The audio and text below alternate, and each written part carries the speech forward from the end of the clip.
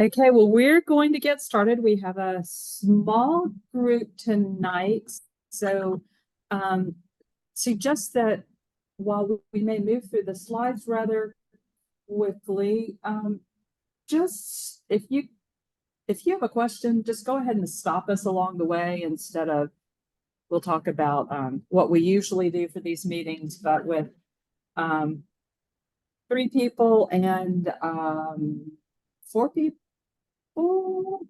And Douglas Welton, the chair of our planning commission. And I'm sorry, I should have introduced myself. I'm Laura Harmon, the UDO project manager with Alan Goodwin and Kevin May of the UDO team. So we'll just jump in. Maybe we'll have others join us, maybe not. And again, if you've got questions, just stop us along the way.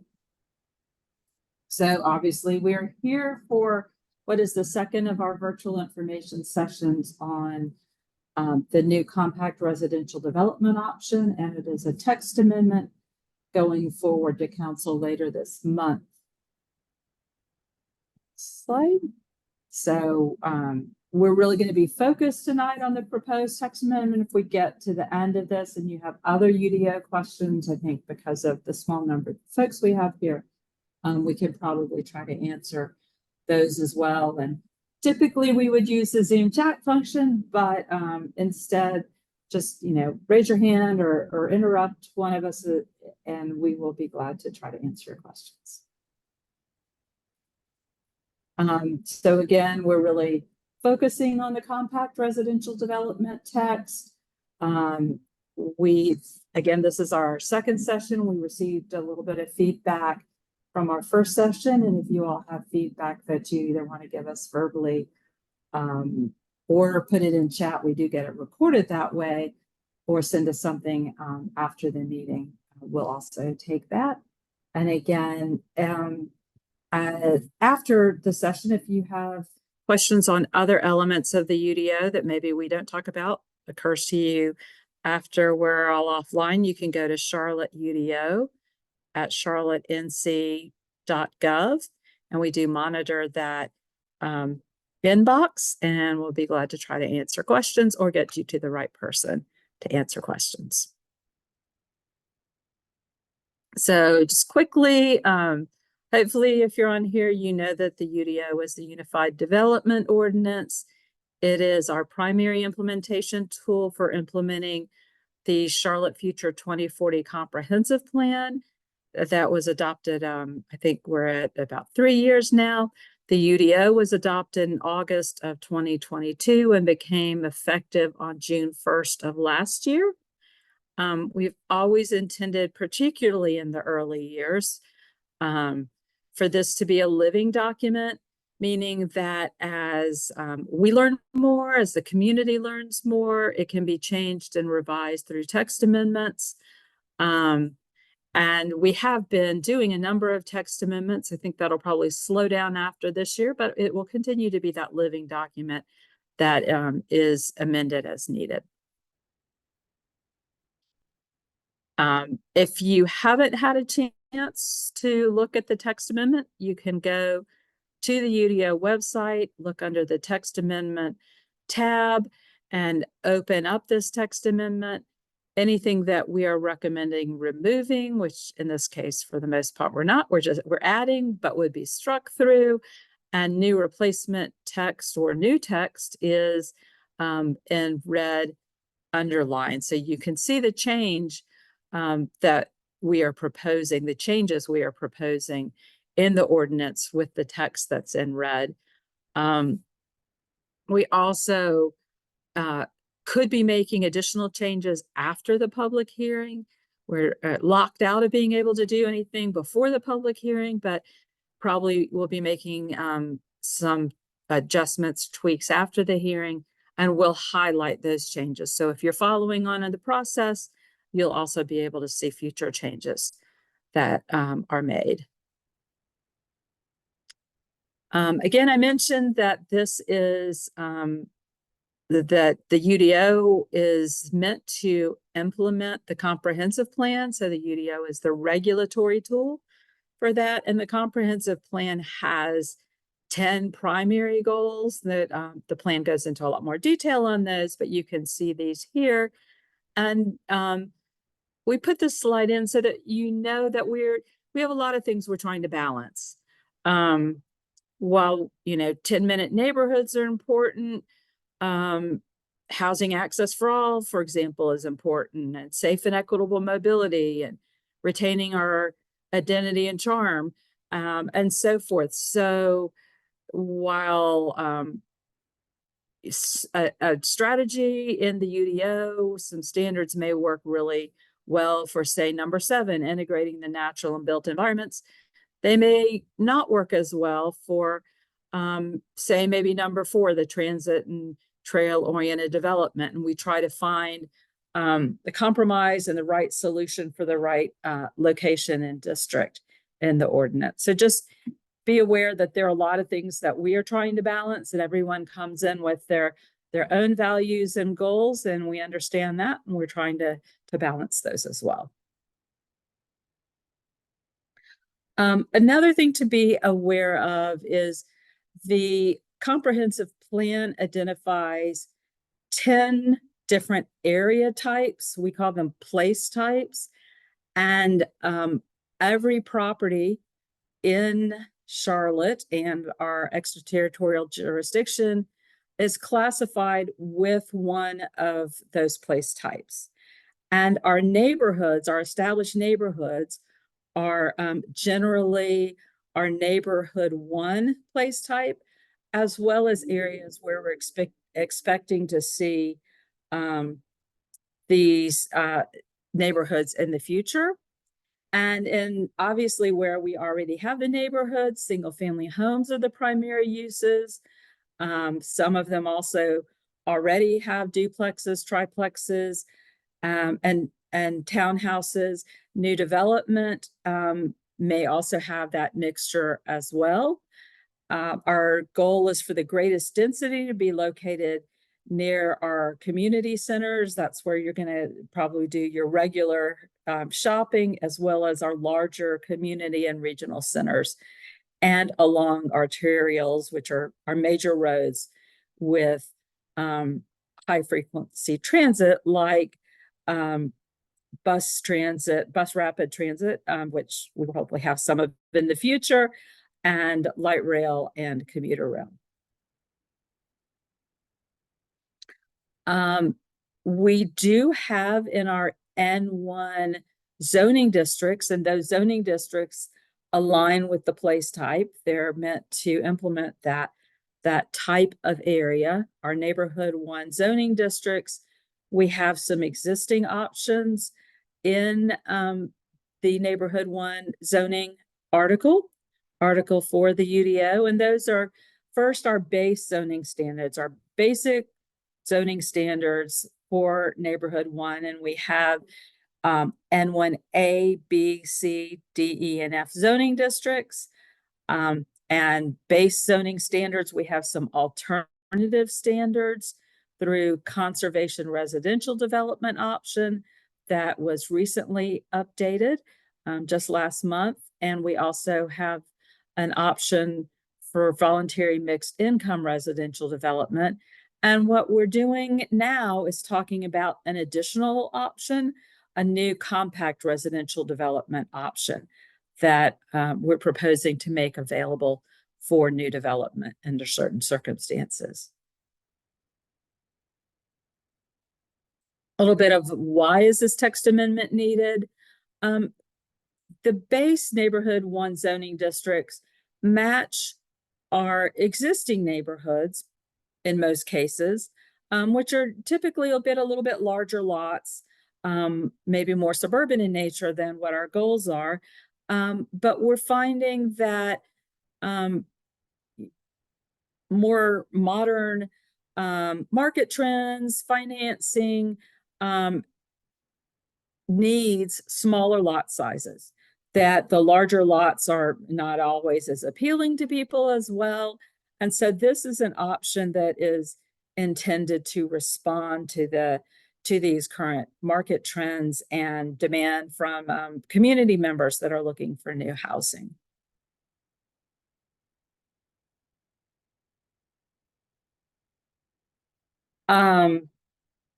So just a little bit, putting this in a larger context before we go deep into specifically what compact is we did, as I mentioned, have an update to our conservation residential development option.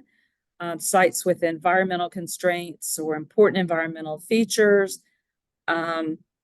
We really thought it was important to adjust those standards to end up with a bit better quality than what we had seen coming in initially. Compact is what we're talking about tonight. It's our phase 2. It's creating that new tool to respond again to those current housing development trends, market trends. And we see it as being important as a way to increase the supply of housing and to help with housing affordability, not necessarily affordable housing per se, though we hope that that is an outgrowth of having housing, outgrowth of this, of having housing that is more affordable for more people than we have now. That's the text amendment we're talking about tonight. And then we will be looking in the latter part of this year, latter summer, early fall probably, at really going back and re-looking at what types of housing we allow in different locations. Maybe there are some places where we're not allowing intense enough housing, that our priority locations have good infrastructure, and we should be directing more of the housing there. We'll also be looking at some of our other strategies for housing, like cottage courts and accessory dwelling units, and again, expanding allowance for things like stacked quads, housing types like stacked quads and townhouses in the right locations.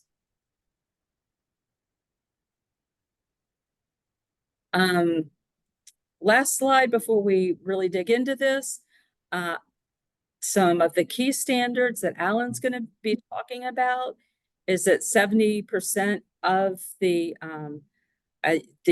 lots front on public streets, that we have a requirement that 10% of the site be common open space, that we have a significant reduction in here also of setbacks and lot sizes, kind of a trade-off with that common open space. And for lots of 2 acres or more, we're limiting triplexes in the N1 zoning district and N1A and N1B zoning district to a maximum of 25% of lots. And with that, I will hand this off to Alan. Thank you, Laura. I'm going to be digging into the very detailed and specific standards of our new compact development option.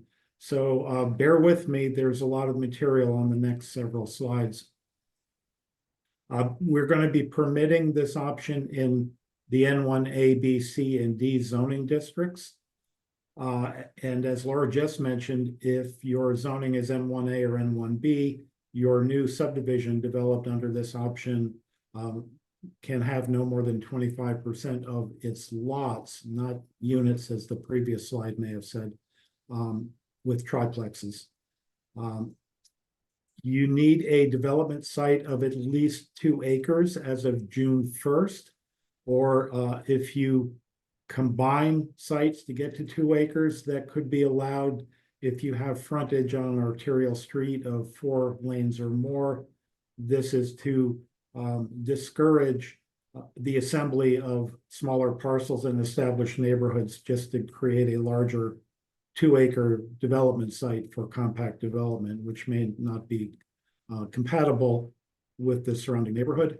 And then finally, we would not use this compact option on properties that are within the airport noise exposure map, nor in the critical and protected watershed areas. We've got some general standards for site layouts. all lots in a compact development must front either on a public street or a common open space. Only up to 30% of those lots may front on a common open space. The others must front a public street. We will require a Class B landscape yard or buffer, we used to call these, along the perimeter of the compact development site where it abuts a neighborhood 1 place type. The landscape yard cannot count toward any required common open space. We do have some required common open space. We'll get to that. As an alternative to that 25-foot landscape yard, you could do a 30-foot perimeter landscape yard if you plan it to the standards of the Class B, and you can count that toward your green area credits, otherwise typically known as tree safe, if you also meet the tree safe standards.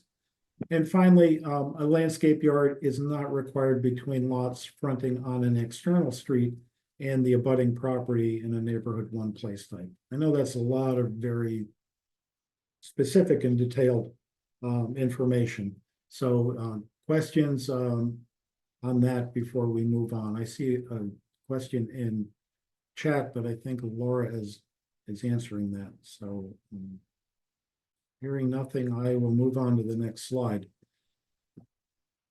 Our development standards, our dimensional development standards in the compact are much reduced in most cases from the base neighborhood 1 zoning standards. And this table will show what the base standards are for these 4 N1 zoning districts. They are in the gray color, and what the proposed option, the compact option standards will be, and they are in the blue cells. So just as an example, the top line, the minimum front setback, and that is measured from the property line or the right-of-way line. In N1A, it's 27 feet behind the property line, meaning you've got to build your house no closer than 27 feet to the front property line. In compact development option, that would go down to 10 feet.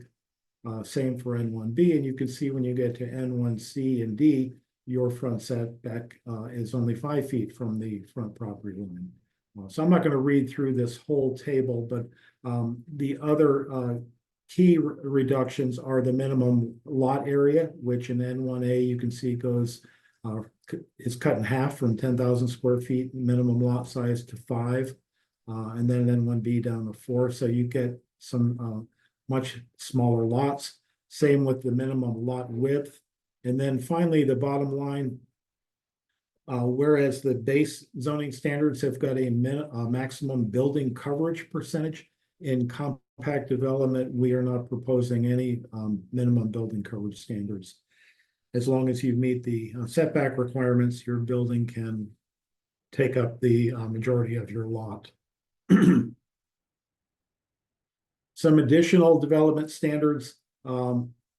If your lots are fronting on a common open space, the front setback would need to be 5 feet behind the property line abutting the common open space.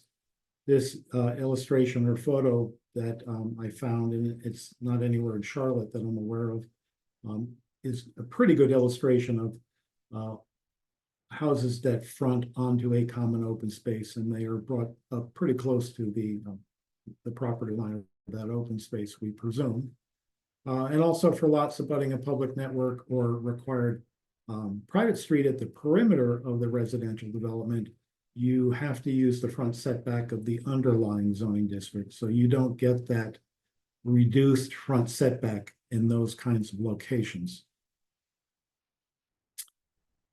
Some more additional standards. The max height for residential buildings in a compact development is 48 feet. The sidewall height standards that we currently have in the UDO for duplexes and triplexes would still apply in the compact residential development.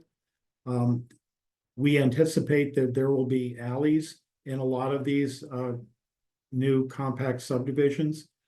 So if lots on both sides of an alley front on common open space, then we're going to limit the alley length to 200 feet.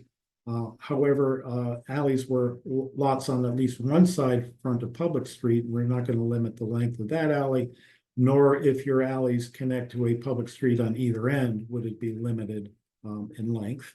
And finally, the alleys will be not located on private property, but in outside of a property line. I mentioned common open space, and these are the proposed standards.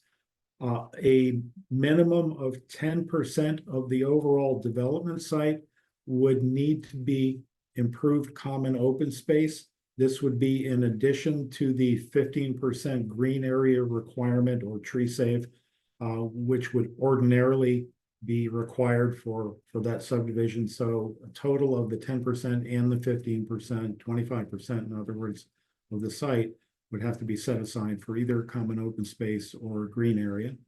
And the required common open space must have a minimum dimension of at least 50 feet in all dimensions, and that's to ensure that it truly is usable and it's not just leftover slivers of land that that wants to be called open space. It really isn't, it doesn't serve a purpose. Additional open space standards. Required common open space has got to have a minimum of 50 feet of frontage on a public street. There is an exception to that if you've got a common open space that's internal to a block, for example. You can do that if you have at least a 20-foot wide connection that goes from that internal open space out to a public street. So you put a sidewalk on that, you let people access that internal open space area from the street via that 20-foot wide connection.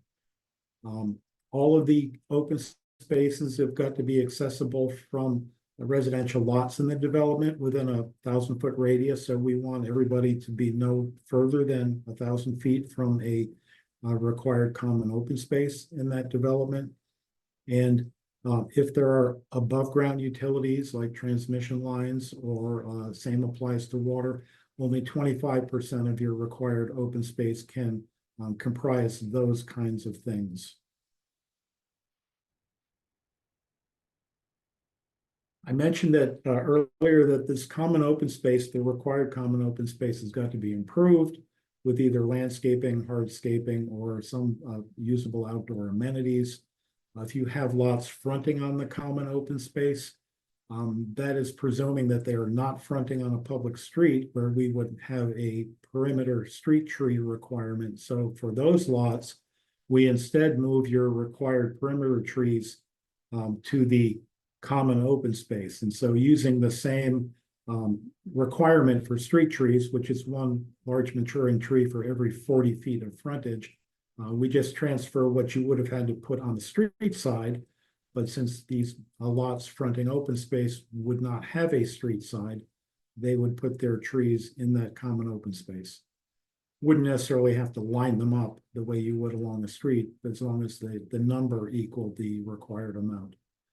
And then trees on private lots would not count toward the green area or tree save requirements, with the exception of preserved heritage trees. And so if you have a heritage tree on a private lot that is going to be preserved, that can count towards your required tree save area.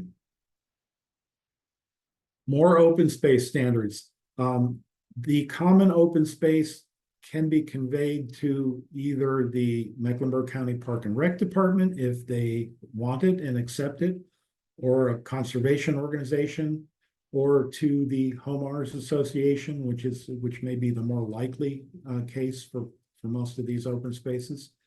These green areas in common open space may not be sold, and they don't have any future development rights except for when they are improved for active or passive recreation.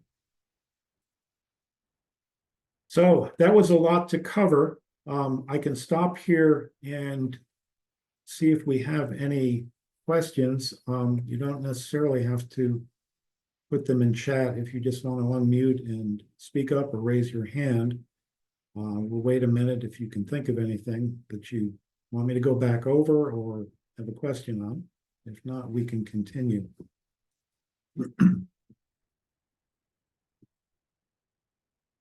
Okay, I'm not seeing anything, so I'm going to go ahead. We can always stop at the end and go back. So this is our timeline for this text amendment. It's a compact timeline. There's a reason for that. So we filed this text amendment on May 24th. Earlier today, we went over this proposed text amendment with our UDO Advisory Committee, our UAC. Tonight and this past Tuesday at noon, we've had these community review and informational sessions. We will have a public hearing at the June 17th City Council meeting. That will be a week from this coming Monday, I think. And if we make any changes after that public hearing, and it's likely that we will make a couple of adjustments, that would happen after our public hearing on June 17th, but before the zoning committee meeting on June 20th. The zoning committee is holding a special meeting on June 20th to make a recommendation on this text amendment. And then finally, the following Monday, June 24th, we're asking City Council for a decision on this text amendment. So it is a bit of a compressed schedule because City Council is taking a summer break, and we wanted to get this text amendment and get it before them, before they went on break in July. As Laura mentioned earlier, if you go to our UDO website, and it is charlotteudo.org, you'll see an option at the very top for UDO amendments, and that's a pull-down list, and you can click on that and read about the text amendments that we have got out there today. We've got a general UDO cleanup text amendment, that's 2024-033, and then we've got this compact residential development, which is number 2024-067. So you can look at the entire text amendment, download it if you like to read on your own. Also, other good information on the UDO website. And then finally, as Laura also mentioned earlier, if you think of things later that you want to ask about, you can drop us an email at charlotteudo@charlottenc.gov, or I just mentioned the website. So that concludes our slide presentation for tonight. We've covered that pretty quickly. So again, just offering the opportunity to open the floor up for any questions or comments on, and I see Joe Padilla has raised your hand. Joe, you get the floor. Thanks, Alan. Couple of quick questions. First of all, I see that townhomes are not an option in compact. Has there been any consideration? I know it sounds like the third phase of the text amendments will look back at more options for townhomes, but what was the thinking on not allowing townhomes to be part of the compact development amendment? I think I'll jump in on this one, Alan. We're really going to focus for the most part on uses in that third phase. So it could very much be that we do add townhomes in certain locations in the third phase, but we're just not quite ready we haven't quite figured out where townhomes might go yet. So that's not off the table. It's just we're not there yet, and we really think it's going to take some background study for us to be able to make a good recommendation. Okay, because yeah, just I mean, and I think I've given this feedback before as well, Laura. That the product being able to go to an attached product is going to give a much broader palette of options for those of us who are coming into these infill sites, and you get 10 acres, 12 acres, 8 acres, and there's not a lot you can do with it, and then you want to get that green space to match up to what is required in the standards. Going to an attached product will make that more feasible, and that's also where the market is going, especially in a lot of the city, toward attached product as well. So would hope you guys would take a look at that. down the road. Certainly. And we will be.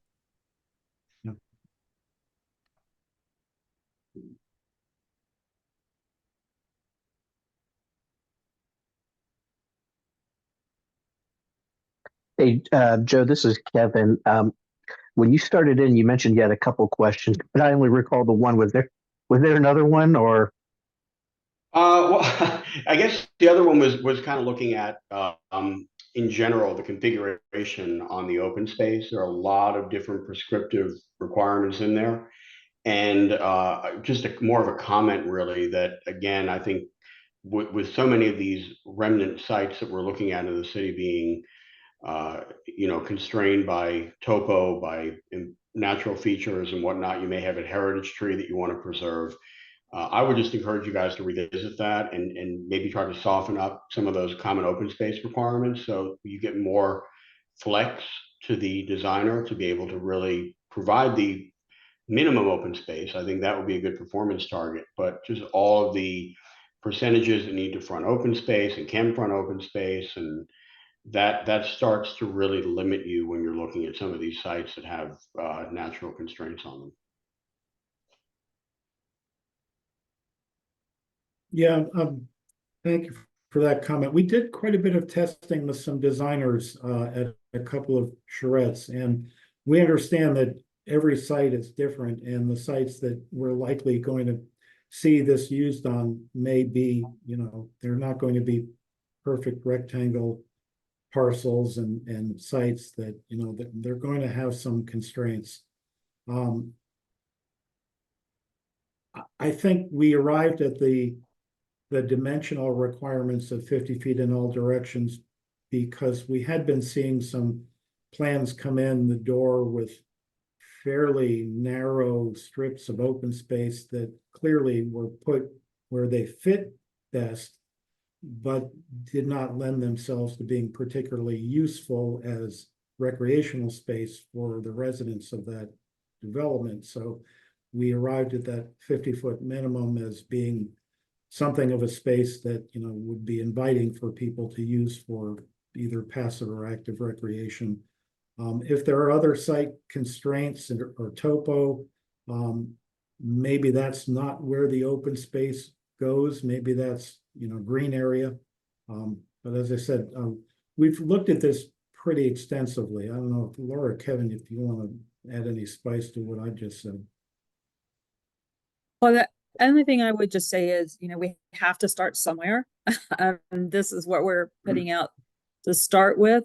I think this will be like other aspects of the UDO that as they are used for a little bit, we'll see what's working, what isn't, what we need to change. So I even if this moves forward with the standards that we have now, it doesn't mean that we can't adjust them or find ways for exceptions in the future.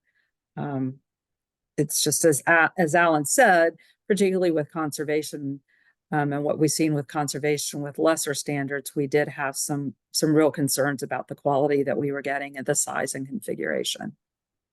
But knowing, we may have to relook at that. Maybe we'll come up with, working with the community over time, some alternate ways to look at that.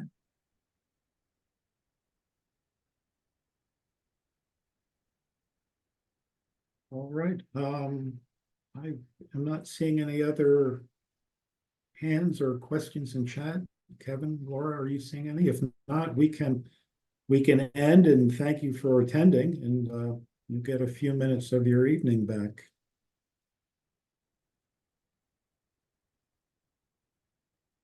Thank you. And if you come up with anything else, feel free to reach out to us.